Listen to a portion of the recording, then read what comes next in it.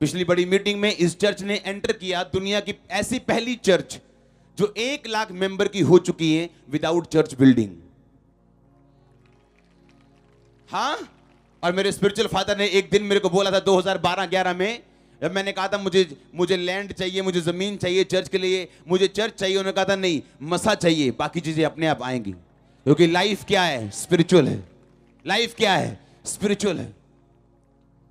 आमीन।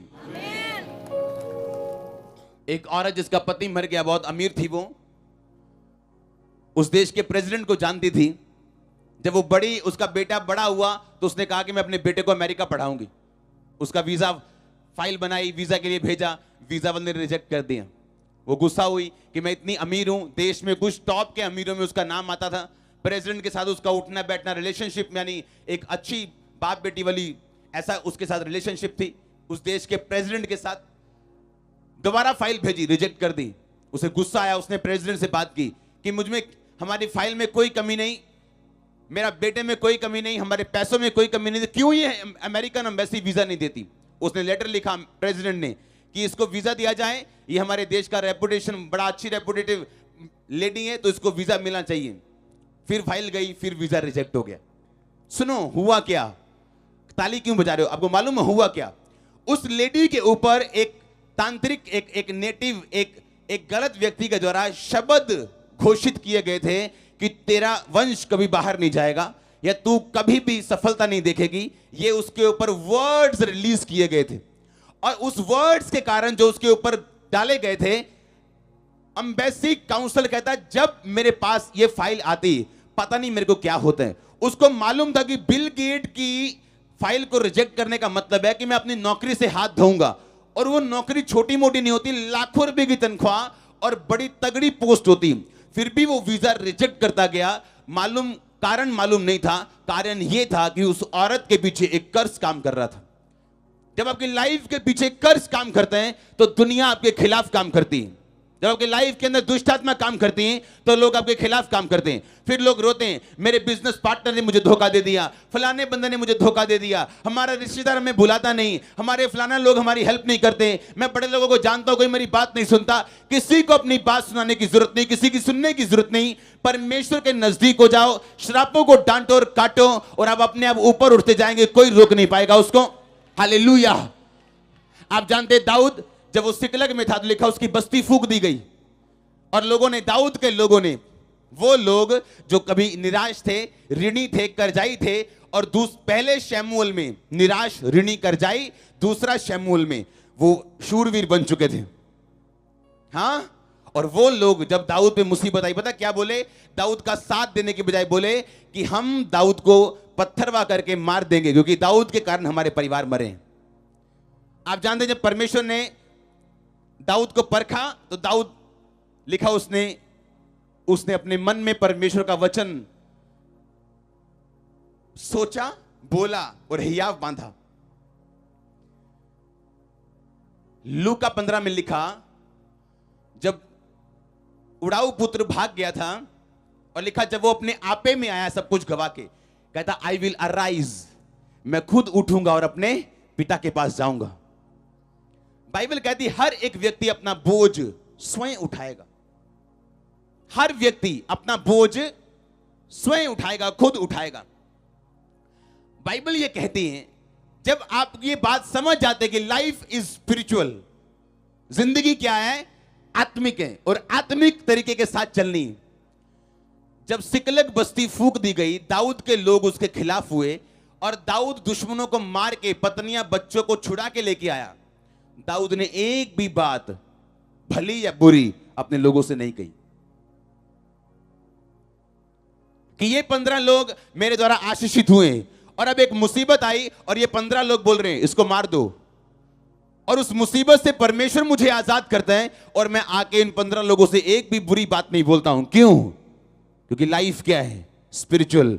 मेरी आशीष, मेरी तरक्की, मेरा बचना परमेश्वर पे निर्भर करता है, इन लोगों पे नहीं। दाऊद ये बात जानता था, इसलिए उसने शिकायत नहीं की आके कि तुमने मेरे साथ ऐसा क्यों किया, तुमने मेरे साथ ऐसा क्यों किया। दाऊद जानता था कि हर एक चीज जो धरती पे हो उसका एक रीजन है, और मैं किसी पे अपना रीजन नहीं डाल सकता। आप जानते हैं सबसे बड़ा फेलियर कौन है?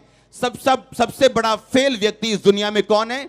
जिसके पास अपना फेलियर बताने का कारण हो कि उस व्यक्ति की वजह से मैं फेल हो गया, ये भाइयों की वजह से मैं फेल हो गया, ये इसकी वजह से ये 2 लोगों ने मुझे निकलवा दिया, ये 4 लोगों ने मुझे फेल करवा दिया। No no no no no. अगर आपके पास आपके फेलियर का कारण है तो आप सबसे बड़े फेलियर हैं, क्योंकि जो सचमुच का फेल है वो दूसरों पे इल्जाम लगाएगा, इसके कारण मैं फेल हूं। दाऊद ने एक भी बार उनको बोला नहीं कि तुम वही लोग हो जो मेरे द्वारा आशीषित हुए हो, आज तुम मुझे मारने की चर्चा कर रहे हो। दाऊद गलत लड़ाई में पड़ना नहीं चाहता था। आपको मालूम है आपका हस्बैंड दारू पीता है और आप रोज उससे लड़ रहे हो, क्यों पीते हो दारू, क्यों पीते हो दारू? वो बोला पीनी है, तेरी ऐसी की तैसी, ले थप्पड़, ये ले लात घूसा, चल भी तलाक तक नौबत। क्यों? क्योंकि आप नहीं जानते लाइफ क्या है, स्पिरिचुअल। आपको मालूम है आपने 1 बार समझाया, 2 बार समझाया, 3 बार समझाया, आपको मालूम है कि ये चीज जो है ये शारीरिक नहीं, आमीन, मानसिक नहीं, क्या है? आत्मिक है। इसके पीछे एक दुष्ट आत्मा है जो इसको दारू पीने के लिए भरमाती। तो कितने घंटे प्रेयर की आपने? हां, लेकिन लड़ाई की। दाऊद ने लड़ाई नहीं की, उसने परमेश्वर के सामने जाना उचित समझा। हां या ना? किसके सामने गया वो? परमेश्वर के सामने दुहाई दी, प्रभु से मांगा और परमेश्वर ने छुड़ाया, क्योंकि जिंदगी क्या है? आत्मिक है। उसने कंप्लेंट नहीं की लोगों की, छूटने के बाद, जीतने के बाद भी लोगों को ताना नहीं मारा। जो आत्मिक व्यक्ति अपनी लाइफ को और तरीके से देखते हैं, जैसे आम लोग नहीं देख पाते। आमीन। आपके सामने वही आता है जो आप बोते हैं।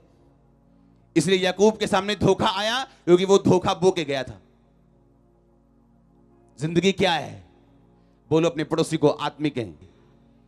जब आप इस सेंस को समझ जाते हैं कि जिंदगी आत्मिक है, आप उसी तरह से चलना शुरू करते हैं। आप प्रेयर बढ़ाते हैं, फास्टिंग बढ़ाते हैं, आप रीजन समझते हैं कि इस प्रॉब्लम का रीजन क्या है।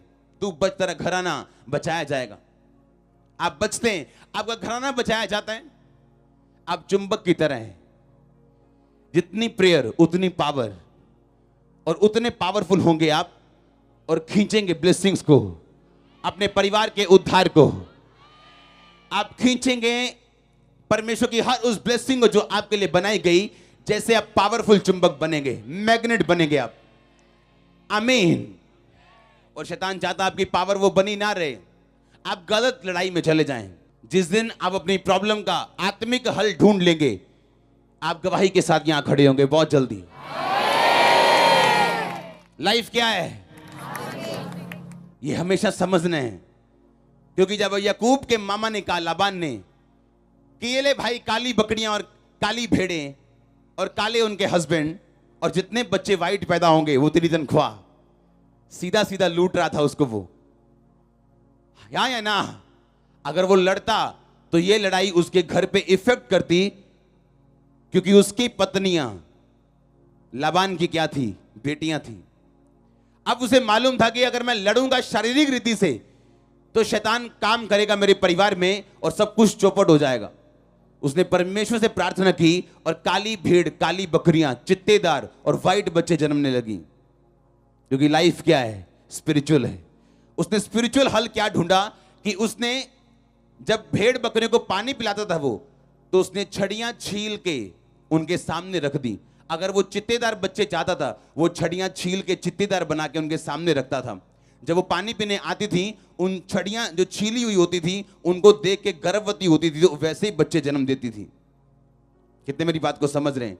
अगर वो लड़ता तो मरता, अगर वो शारीरिक रीति से अपना हल ढूंढने की कोशिश करता तो कभी ना पहुंच पाता। क्योंकि लाइफ क्या है? स्पिरिचुअल है। आपका हल भी क्या है? स्पिरिचुअल है। आमीन। परमेश्वर आपकी बुद्धि को खोले। आमीन। छोटा चर्च आपकी आईज ओपन करेगा। आमीन। ऊंचा चर्च। हालेलुया।